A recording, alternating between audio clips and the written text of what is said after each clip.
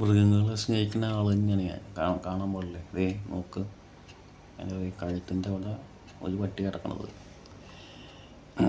പക്ഷേ ഈ ഇറച്ചിയുടെ കേസ് പറയുമ്പോൾ ഉണ്ടല്ലോ, ഏറ്റവും നല്ല ഇറച്ചി പശു ഇറച്ചി തന്നെയാണ്.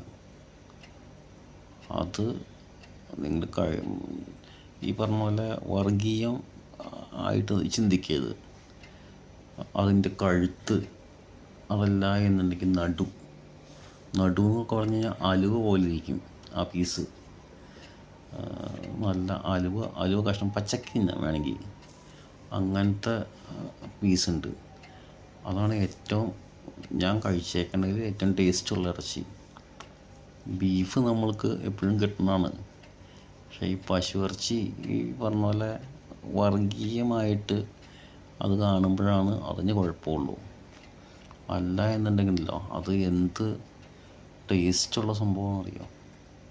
പിന്നെ ഒന്നാമത് വെട്ടാൻ കൊടുക്കണ പശു എന്ന് പറഞ്ഞു കഴിഞ്ഞാൽ അത് പാലും വറ്റി എല്ലാം വറ്റി വയസ്സായ സാധനത്തിനായിരിക്കും കൊടുക്കണത്.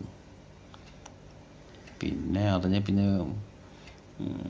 വെട്ടി തിന്നണേ ഇപ്പം എന്താ കുഴപ്പം? കോഴിയെ കൊല്ലാമെന്നുണ്ടെങ്കിൽ പിന്നെ താറാവിനെ കൊല്ലാം, കോഴിയെ കൊല്ലാം, ആടിനെ കൊല്ലാം, എല്ലാത്തിനെ കൊല്ലാം. അപ്പോൾ പിന്നെ എന്താ പശുവിനെ കൊന്ന എന്തെങ്കിലും സംഭവിക്കാൻ വേണ്ടി പോകുന്നുണ്ടോ? ഒരു സംഭവിക്കലുമില്ല.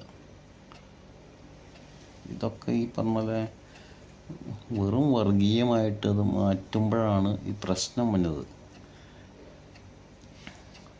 ഞാൻ കഴിക്കും, ഞാൻ പശു ഇറച്ചിയും കഴിക്കും, പോത്തിറച്ചിയും കഴിക്കും, പന്നിയും കഴിക്കും, പട്ടിയും കഴിക്കും, എന്തും കഴിക്കും. പട്ടി നാഗാലാൻഡിൽ പോയി കഴിഞ്ഞാൽ കഴിക്കാൻ പറ്റും, ഇവിടെയൊന്നും കിട്ടില്ല.